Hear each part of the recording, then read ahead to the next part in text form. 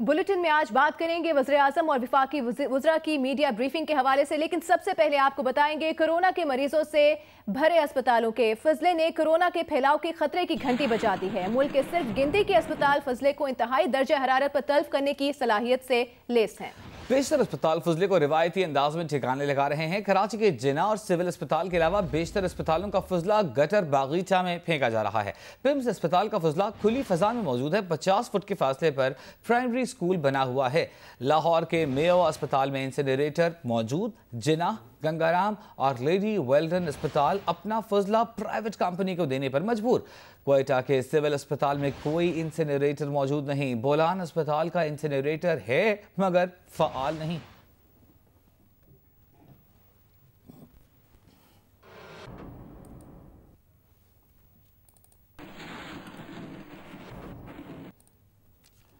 वफाकी दारुल-हुकूमत के अस्पतालों में सफाई के मौसर निज़ाम के लिए इन्फेक्शन वेस्ट स्टोरेज जैसी सहूलियात मुहैया की गई हैं। लेकिन पिम्स अस्पताल एक प्राइमरी स्कूल की इमारत के इंतहाई करीब वाक़ है। यहाँ के हालात और इंतजामात क्या हैं, इनका अहवाल बता रहे हैं हमारे नुमाइंदे अहमद सुबहान। जी, वफाकी दारुल हुकूमत के सबसे बड़े अस्पताल पिम्स में हम लोग मौजूद हैं, जहां पर जो सफाई का इंतज़ाम है, जिसके लिए काफ़ी बड़े दावे होते हैं कि सफाई का बड़ा मौसर इंतज़ाम है।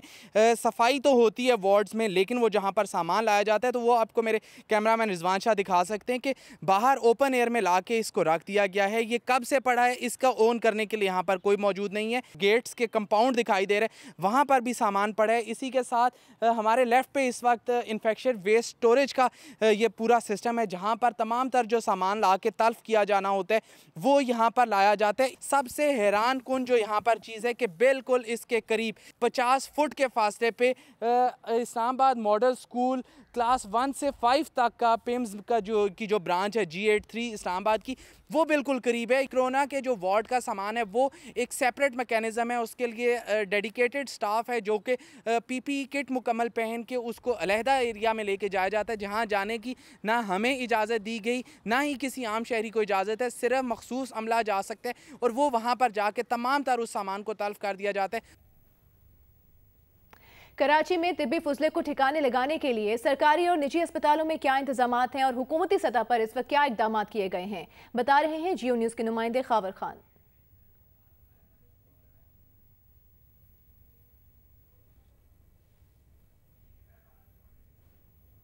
सिविल अस्पताल कराची में तिब्बी फजलों को ठिकाने लगाने के लिए जो इंसिनरेटर है वो मौजूद है, जिना अस्पताल में मौजूद है, लेकिन कौमी इदारा बराए अमराज़ क़ल्ब NICVD में इंसिनरेटर मौजूद नहीं है। इसी तरह कौमी इदारा बराए सेहत अतफ़ाल NICH जो कि बच्चों का सबसे बड़ा अस्पताल है, वहाँ पर भी इंसिनरेटर मौजूद नहीं है।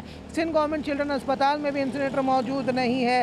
इसी तरह लियारी जनरल अस्पताल है, इब्राहिम हैदरी हॉस्पिटल है, यहाँ पर भी जो इंसिनरेटर की सहूलत मौजूद नहीं है। प्राइवेट हॉस्पिटल्स की बात की जाए तो शहर के 2 से 3 जो बड़े अस्पताल हैं, उसके अलावा किसी भी निजी हॉस्पिटल में, क्लिनिक्स में, डिस्पेंसरियों में इंसिनरेटर की सहूलत मौजूद नहीं है। बल्दी औज़मा कराची के जितने भी अस्पताल हैं, बशमूल अब्बासी शहीद अस्पताल जो कि उनका सबसे बड़ा अस्पताल है, वहाँ पर भी जो इंसिनरेटर की सहूलत मौजूद नहीं है। ये कहा जाए कि बल्दी औज़मा कराची के जो 13 बड़े अस्पताल हैं उसमें से 2 के पास जनरेटर मौजूद है, लेकिन वो फ़ाल नहीं है। जो तिब्बी फजला है उसको जमा किया जाता है और उसके बाद जो उसको गटर बगीचा में मुंतकिल किया जाता है। सिंध हुकूमत की जानिब से 12 कहा गया कि जी हम इंसिनरेटर लगा रहे हैं, लेकिन अभी भी जो है सिर्फ जिना अस्पताल, सिविल अस्पताल के और एक आध दीगर अस्पतालों के जो है इंसिनरेटर मौजूद है और दीगर अस्पताल काम कर रहे हैं, लेकिन जो मेजॉरिटी है सरकारी अस्पतालों की, वहाँ पर इंसिनरेटर मौजूद नहीं है।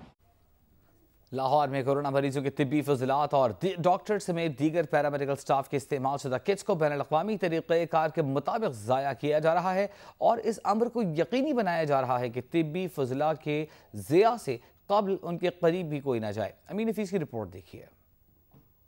King Edward Medical University Lahore के vice chancellor doctor Khalid Masood Gondal की जियो न्यूज़ से खसूसी गुफ्तगू। कहते हैं कि म्यू अस्पताल समेत दीगर अस्पतालों में ज़ेरे इलाज कोरोना वायरस के मरीजों के तिब्बी फजलात बैनुल-अक़वामी तरीक़ेकार के मुताबिक ज़ाया किए जा रहे हैं। इन फजलात को मुतलका वार्ड में ही प्लास्टिक के खसूसी बैग्स में सील कर दिया जाता है। अस्पताल के अकबी दरवाज़ों से खसूसी ट्रक वार्ड के करीब लाए जाते हैं। इन ट्रकों को अस्पताल के दीगर हिस्सों में जाने की इजाज़त नहीं दी जाती। जितने हमारे डॉक्टर और नर्सेज हैं वो जब कोरोना के एरिया में होते हैं तो पर्सनल प्रोटेक्टिव इक्विपमेंट के साथ होते हैं और उनके ग्लव्स और वो तमाम चीज़ें होती हैं। सो जितने ये मेडिसिन ड्रिप्स से आप जिनके नाम ले रहे हैं ये तमाम उसी एरिया में प्रोटेक्टिव पॉलीथीन बैग्स में वो कलेक्ट करके उसी जगह से direct they are being dispose to the truck and there is no question कि वो इंसिनरेशन से पहले और प्रॉपर डिस्पोज ऑफ से पहले किसी और की उनकी तरफ अप्रोच हो। डॉक्टर खालिद मसूद गोंदल कहते हैं कि सिर्फ मियो अस्पताल से चंद रोज के दौरान 151 किलो तिब्बी फजलात ज़ाया किए जा चुके हैं। कैमरामैन मोहम्मद सादिक के साथ अमीन हफीज, जियो न्यूज़, लाहौर। बलूचिस्तान में अस्पतालों के फजला को महफूज तरीके से ठिकाने न लगाने के हवाले से तशवीशनाक सूरत हाल सामने आई है। कोयटा में 3 बड़े अस्पतालों में वहां से पैदा होने वाले फजले को महफूज तरीके से ठिकाने लगाने का बंदोबस्त मौजूद नहीं है। मजीद बता रहे हैं जियो न्यूज़ के नुमाइंदे नदीम कौसर। कोयटा के सिविल अस्पताल में इंसिनेटर है ही नहीं, जबकि बुलान मेडिकल कम्प्लेक्स के जो अस्पताल है उसका इंसिनेटर है, जहां इन दोनों अस्पतालों के जो जमाशुदा फजले हैं वो वहां जलाए जाते हैं। लेकिन वो भी जो इंसिनेटर है वो बराबर काम नहीं कर रहा। वो दिन में 3 से 4 घंटे इस्तेमाल होता है। कोरोना के हवाले से जहां मरीज़ों के टेस्ट होते हैं फातिमा जिन्ना अस्पताल, वहाँ जो इंसिनेटर है वो काम कर रहा है। उस अस्पताल का फजला वहीं जलाया जा रहा है। जबकि जो मरीज़ जो शेख ज़ायद अस्पताल में ज़ेर इलाज हैं कोरोना के, वो अस्पताल में जो हालत है वो ये है कि उसका इंसिनेटर काम नहीं कर रहा क्योंकि उसको गैस नहीं प्रोवाइड की गई है। कुछ अस्पतालों में जो ड्रिप्स हैं, इसके अलावा सिरिंज हैं इस्तेमाल शुदा, और जो बॉटल्स जो यूज़ हो चुकी होती हैं मुख्तलिफ़ दवाइयों की, वो जो है कचरे बेचने वालों को खामोशी से बेच दी जाती हैं और वो जाकर उसको मार्केट में सेल करते हैं और उसको दोबारा जो है रिसाइकिल किया जाता है। तो ये अमल जो है काफ़ी ज़्यादा ख़तरनाक नज़र आता है। कोरोना वायरस से मुतासरा मरीजों को इलाज फराहम करने वाले डॉक्टर्स और दीगर तिब्बी अमले के ज़रिए इस्तेमाल हिफाजती किट्स और दीगर सामान को तलब करने के लिए पेशावर में किए गए इकदाम किए गए हैं। तफसीलात बता रही हैं जियो न्यूज़ की नुमाइंदा शीबा हैदर। जी, पेशावर से सुबह खैबर पख्तूनख्वा में कोरोना से मुतासर मरीजों की तादाद में इजाफा होता जा रहा है। लेडी रीडिंग अस्पताल, हैदराबाद मेडिकल कम्प्लेक्स और खैबर टीचिंग अस्पताल में कोरोना से मुतासर मरीज़ इस वक्त ज़ेर इलाज है। ऐसी सूरत हाल में तिबी अमला और जो मरीज़ों के ज़ेर इस्तेमाल हिफाजती किट्स और दीगर जो सामान जो है, जो फुजला है, उसको तलब करने के लिए अस्पताल की जानिब से क्या इकदाम किए गए हैं। इस वक्त मैं मौजूद हूँ लेडी रीडिंग अस्पताल में। हमारे साथ मौजूद हैं अस्पताल डायरेक्टर डॉक्टर खालिद मसूद। उनसे बात करते हैं। इन्फेक्शन कंट्रोल टीम है, उसने बड़े सख्त SOPs इसके इशू किए हैं और SOPs के मुताबिक हम PPE किट्स को गाउनिंग और de gowning, doffing, de doffing, इन चीज़ों को हम प्रोटोकॉल के मुताबिक फ़ॉलो करते हैं। और जब उसको वहाँ से लेके जाया जाता है तो हाउस कीपिंग की टीम फुल इन्फेक्शन कंट्रोल के जो SOPs हैं उनको फॉलो करते हैं और लेके जाते हैं और इंसिनरेटर में उसको इंसिनरेट किया जाता है। ये 800 डिग्री सेंटीग्रेड से शुरू होता है और 1300 डिग्री सेंटीग्रेड पर इसको लेके जाया जाता है। और जो राख इसमें रह जाती है, अगर 100 kg आप करते हैं, जलाते हैं, तो 100 kg का 2 kg राख रह जाता है। तो EPA के मुताबिक वो ऑलरेडी डिसइंफेक्ट हो चुका होता है, वो बिल्कुल ख़त्म हो चुका होता है। तो वो हमारा कॉन्ट्रैक्ट है कंटोनमेंट बोर्ड के साथ और वो हम कंटोनमेंट बोर्ड को देते हैं और वो उनको बरियल करते हैं उसका। हमारी खैबर टीचिंग अस्पताल और हैदराबाद मेडिकल अस्पताल के हुकाम से बात हुई तो उनका भी यही कहना था कि अस्पतालों में इंसिनरेटर मशीन नस्ब है और जदीद मशीनों के जरिए जो है अस्पतालों का फुजला तलब किया जा रहा है। जी, वज़ीर-ए-आज़म इमरान खान ने कहा है कि कोरोना की वबा कब तक चलेगी कुछ नहीं कह सकते। पहले दिन से उनकी टीम को एहसास था कि लॉकडाउन से सबसे ज्यादा मजदूर तबका मुतासर होगा। उन्होंने कहा कि लॉकडाउन में नरमी आएगी तो बेरोजगारी में कमी आएगी।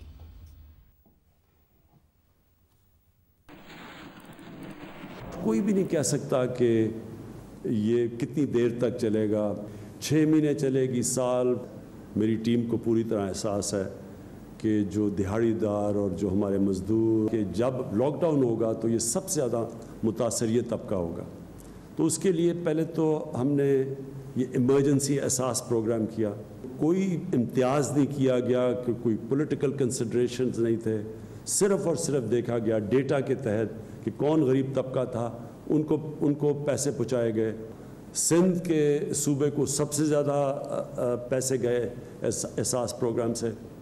66 लाख ख़ानदान तक पैसा पहुंच चुका है। जो हमारी टाइगर फोर्स है, इनको हमने कहा है कि हर यूनियन काउंसिल तक ये जाके अपना एक डेस्क रखें उस यूनियन काउंसिल में, और ख़ुद जाके देखें कि कौन कौन से लोग बेरोज़गार हुए। विफाकी वजीर असद उमर ने कहा है कि अब तक की हिकमत अमली 9 मई तक की है। 9 मई के बाद क्या हिकमत अमली होगी, फैसला अगले हफ्ते होगा। उम्मीद है अगले हफ्ते फैसले करेंगे तो नरमी की तरफ जाएंगे। उनका मजीद कहना था कि पहले लगता था कि सूरत हाल हमारे काबू से बाहर हो जाएगी, अमवात और केसेस में इजाफा होगा, लेकिन हालात बेकाबू नहीं हुए। तहम खदशा है कि कोरोना से अमवात की शरह में इजाफा होगा। उन्होंने कहा कि उम्मीद है कि दूसरे ममालिक की तरह हालात काबू से बाहर नहीं होंगे।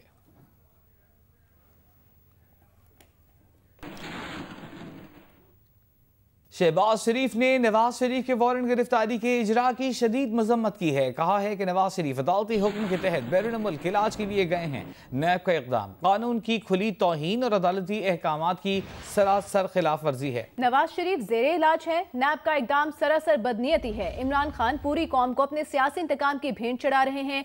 शहबाज शरीफ का कहना था कि नवाज शरीफ का 34 साल पुराने केस में वारंट जारी करना नैब न्यासी गठजोड़ की बदतरीन मिसाल है। इमरान खान कोरोना की रोकथाम, गरीबों को रिलीफ की फराहमी में नाकाम हो चुके हैं। अवाम की तवज्जो अपनी नाकामियों से हटाने के लिए ये नया हथकंडा इख्तियार किया गया है।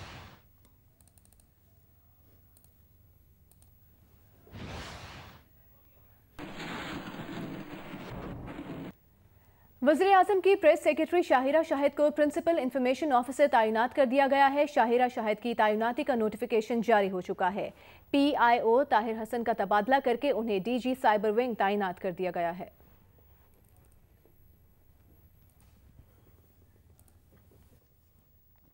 पाकिस्तान क्रिकेट बोर्ड के साबिक चेयरमैन खालिद महमूद का कहना है कि वर्ल्ड कप 1999 के 3 मैचेस मशकूक थे।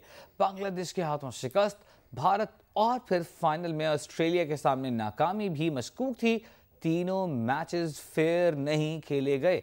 उन्होंने कहा कि अताउर रहमान ने मेरे सामने इतराफ़ किया कि वसीम अकरम ने उन्हें फिक्सिंग की पेशकश की।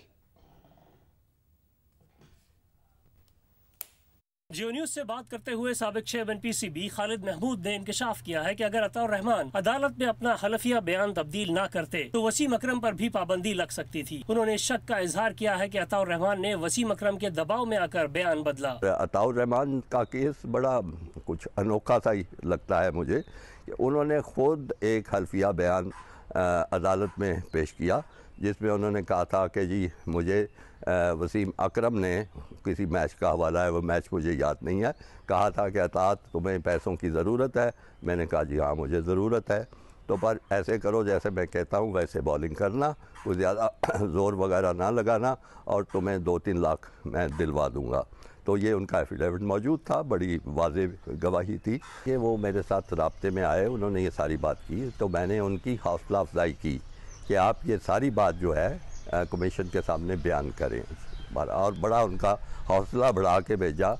वो कुछ खौफज़दा थे, उस वक्त भी खौफज़दा थे, लेकिन मैंने कहा कि नहीं, क्रिकेट बोर्ड आपके साथ खड़ा होगा, आप पूरी बात सच्चाई बयान करें। हैरानी बल्कि इस बात पे हुई थी कि जिस हद तक मैंने उसको दिलासा दे के खड़ा कर लिया था और वो खड़ा हो गया था, तो मेरा ख्याल था कि खड़ा रहेगा, लेकिन वो नहीं खड़ा रहा। मुझे यानी कोई शक व शुबा नहीं है कि उस पर दबाव डाला गया होगा। तो अगर वो कायम रहता है इस बात पे, तो मेरा ख्याल है वसीम अकरम का मामला जो है वो तकरीबन मिलता जुलता ही होता उन खिलाड़ियों से जो बैन हुए थे। खालिद महमूद के बयान पर साबिक कप्तान वसीम अकरम ने जियो न्यूज के राब्ता करने पर इन बयानात पर तबसरा करने से इनकार कर दिया। साबिक विफाकी वज़ीर एजाजुल हक ने कोरोना टेस्ट की कमी पर पंजाब हुकूमत को तनकीद का निशाना बनाया है। एक बयान में एजाजुल हक ने कहा कि ये चौंका देने वाली बात है कि पंजाब एक दिन में कोरोना के तकरीबन 2500 टेस्ट कर रहा है, जो टेस्ट की मुमकिना सलाहियत से 50% से भी कम तादाद है। क्या जानबूझकर गफलत बरती जा रही है? और अब आपको बताएं, अमेरिकी सदर डोनाल्ड ट्रंप ने कहा है कि स्वीडन लॉकडाउन न करने की भारी कीमत चुका रहा है। आज तक स्वीडन में कोरोना वायरस के बायस 2462 अफराद हलाक हो चुके हैं। ये तादाद स्वीडन के हमसाया ममालिक से कहीं ज्यादा है। नॉर्वे में 207, फिनलैंड में 206, डेनमार्क में 443 अफराद हलाक हुए हैं।